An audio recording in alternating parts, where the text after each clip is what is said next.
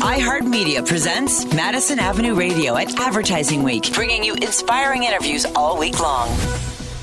From the Times Center, New York, this is BJ Smith. I have with me Kathleen Saxton of the Lighthouse Company. Welcome to Advertising Week. Thank you. Good morning to you. Let's talk a little bit about the Lighthouse Company. What is it and what is it that you do there? So Lighthouse was set up about 6 years ago. We're an international executive search or headhunting company, as we would call it. We have an office in London, an office here in New York.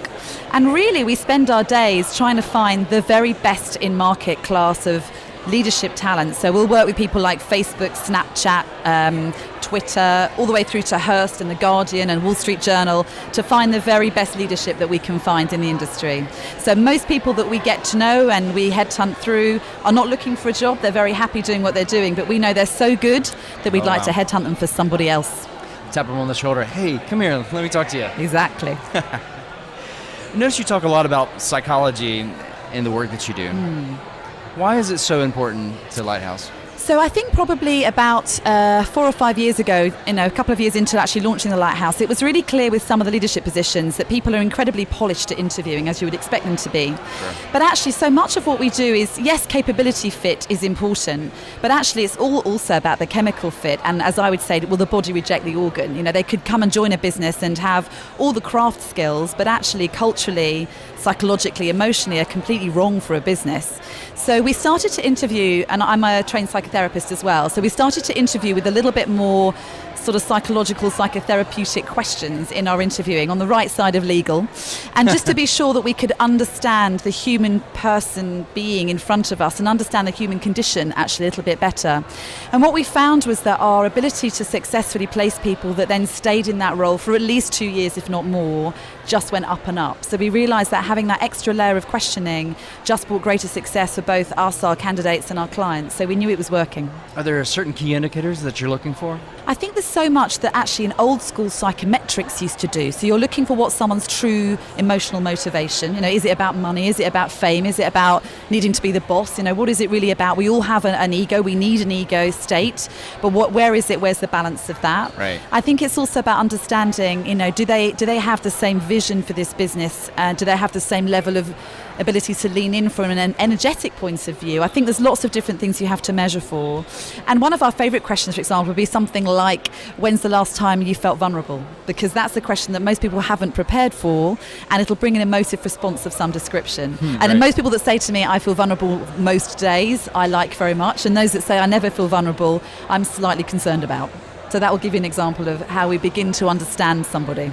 Right, without giving away all of your trade secrets. You don't want to give everybody the answers, right? So the last time I felt vulnerable was when I stepped on the subway for the first time last night. The first time ever? Yeah, the first time ever in New York. Oh, I see. I've been on metros in D.C. and Boston and Chicago, but New York, that first would time. make you feel vulnerable and a little anxious maybe. How was it? Well, you're here. Loud. It was squeaky, yes. So you've brought a neuroscientist to Advertising Week. We have indeed, yeah. Tell us a little about what you're going to be talking about with him. Well, I think it's a little bit brave, but we hope it will be very informative. So we're going to, so his name's Joseph Ledoux. He's a world-renowned neuroscientist. He has written lots of books and lots of papers, and he's incredibly academic.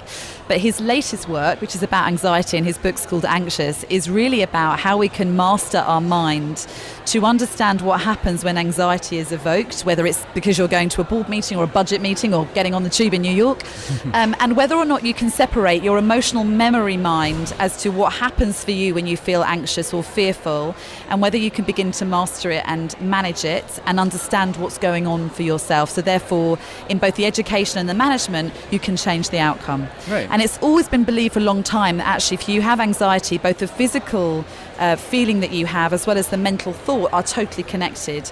And his new learnings have shown that actually you can pull the two apart, so therefore you can manage them differently. So it's quite new learning.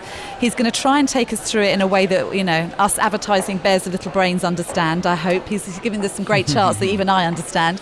And I think at the end of it will give us some sense and tips of, what we can begin to do to understand how we help ourselves and actually get anxiety to work for us rather than against us. Yeah, I was reading about that in the write-up about the session.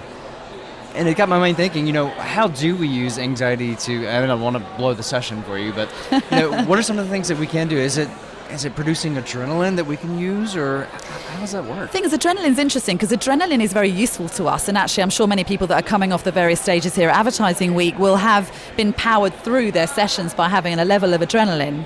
But when that turns into cortisol, it's actually not very good for us at all. So the adrenaline's kind of got the fight and flight, but the cortisol can be very, very draining on us. And you'll see people, particularly women, interestingly, are suffering more and more from adrenal gland issues, particularly if you're at leadership level. Really? Because you're competing often in a male environment where that adrenaline turns to testosterone, the female turns to cortisol, and it can be very, very damaging for your body. It's a kind of hormone that helps you sort of lift a car off your child rather than something you should be taking to work every day with you. So we're learning, as we're putting more and more pressure on ourselves as leaders, we're learning about adrenaline and cortisol and testosterone and how these things affect us. So I think, again, it's all in the education. So we're bringing him here today, bringing Joseph here today, in a sense trying to educate us a little bit more, because it's not something we talk about very much in this industry. We'll talk a lot about our nicotine and our diet and how much we go to the gym very, very proudly. But the minute we mention our mental health, people suddenly think we're talking about mental illness. And, you don't have to be fat to go to the gym, and you don't have to be mentally ill to go to see a therapist or to understand how your mind works. So we're going to try to begin to open up this space a little bit in a way that we hope people will not be fearful, but actually lean in and be quite interested in it. Kathleen Saxton from the Lighthouse Company, thanks for joining us. Absolute pleasure. Thank you. Madison Avenue Radio, brought to you by iHeartMedia.